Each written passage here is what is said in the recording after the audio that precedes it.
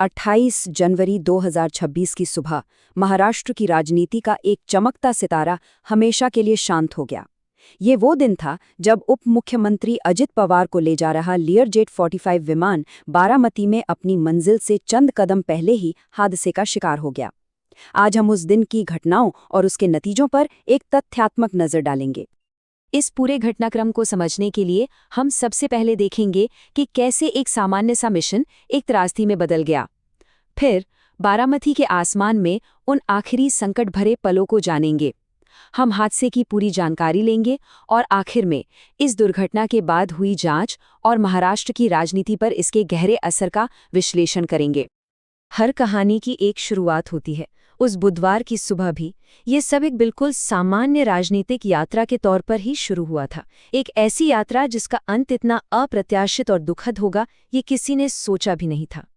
उपमुख्यमंत्री अजित पवार अपने राजनीतिक गढ़ यानी बारामती जा रहे थे।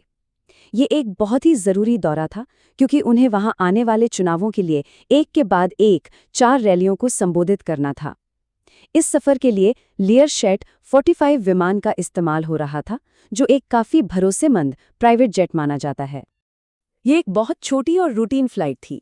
मुंबई से बारामती पहुंचने में सिर्फ 35 मिनट लगते हैं। विमान सुबह करीब 8:10 पर रवाना हुआ और उस वक्त किसी को भी इस बात का जरा भी अंदाजा नहीं था कि ये मामूली सी यात्रा महाराष्ट्र की सियासत का नक्शा हमेशा के लिए बदलने वाली है। जैसे ही विमान बारामती के करीब पहुंचा, एक नॉर्मल लैंडिंग की उम्मीद एक जानलेवा संकट में तब्दील होने लगी। आखिरी के कुछ मिनटों में ही सब कुछ बदल गया। चलिए उन आखिरी और सबसे अहम पलों को समझते हैं। सुबह 8:35 पर खराब मौसम या शायद किसी तकनीकी खराबी की वजह से लैंडिंग की पहली कोशिश नाकाम रही। इसके ठीक बाद करीब 8:40 पर पायलट्स ने एक स्टैंडर्ड सेफ्टी प्रोसीजर शुरू किया, जिसे गो अराउंड कहते हैं, ताकि वो एक और चक्कर लगाकर लैंड कर सकें। लेकिन सुबह 8:45 पर दूसरी कोशिश के दौरान हालात काबू से पूरी तरह बाहर हो गए। देखिए, ये गो अराउंड एक रूटीन सेफ्टी प्रक्रिया होती है। जब भी पायलट्स को लगता है कि लैंडिंग सेफ नहीं है, तो वो विमान को वापस ऊपर हवा में ले जाते हैं ताकि एक और चक्कर लगाकर सुरक्षित तरीके से उतर सकें। ये एक आम प्रक्रिया है, पर उस दिन ये घातक साबित हुई। सुबह के 8:45, ये वो वक्त था जब वो विनाशकारी पल आया जिसने सब कुछ बदल दिया। ये समय अब महाराष्ट्र के इतिहास में एक काले दिन के तौर पर दर्ज हो चुका है। जरा कल्पना कीजिए, बारामती के लोग अपने नेता का इंतजार कर रहे थे और तभी एक जोरदार धमाके ने सब कुछ बदल दिया। विमान रनवे से सिर्फ 50 मीटर की दूरी पर जमीन से जा टकराया। टक्कर इतनी जबरदस्त थी कि विमान का फ्यूल टैंक फट गया और एक भयानक विस्फोट हुआ। वहां मौजूद लोगों के लिए वो मंजर कितना खौफनाक रहा होगा, इसका अंदाजा एक चश्मदीद के इस बयान से लगाया जा सकता है, जिसने कहा कि उसने एक के बाद एक कई धमाकों की आवाज सुनी। इस भयानक त्रासदी की मानवीय कीमत बहुत बड़ी थी। विमान में सवार सभी 5 लोगों की जान चली गई और इस खबर ने उनके परिवारों और पूरे राज्य को शोक में डुबो दिया।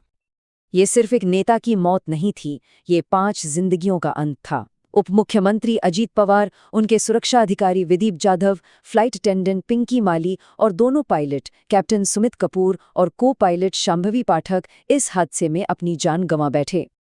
हादसे के फौरन बाद पूरा सरकारी तंत्र हरकत में आ गया। अब सबसे बड़ा सवाल यही था कि आखिर ऐसा हुआ क्यों, और इसी सवाल के जवाब की तलाश शुरू हो गई। नागरिक उड्डयन महानिदेशालय यानी DGCA और AAIB की टीमों ने फौरन जांच शुरू की। सबसे जरूरी सबूत विमान का ब्लैक बॉक्स, जिसमें फ्लाइट का सारा डेटा और पायलट्स की बातचीत रिकॉर्ड होती है, मलबे से बरामद कर लिया गया। शुरुआती जांच से 2 बातें सामने आईं। या तो लैंडिंग की स्पीड बहुत ज्यादा थी या विमान स्टॉल हो गया था, यानी उसने हवा में अपनी पकड़ खो दी थी। ये एक राष्ट्रीय क्षति थी। महाराष्ट्र सरकार ने 3 दिन के राजकीय शोक की घोषणा करके इस नुकसान की गंभीरता को स्वीकार किया। पूरे राज्य में राष्ट्रीय ध्वज को आधा झुका दिया गया, जो इस अपूरणीय क्षति का प्रतीक था। इस दुख की घड़ी में देश के प्रधानमंत्री नरेंद्र मोदी ने भी अपनी संवेदनाएं व्यक्त की। उन्होंने अजित पवार को एक मेहनती नेता के रूप में याद किया, जो ये दिखाता है कि उनका कद राजनीतिक दलों से कहीं ऊपर था।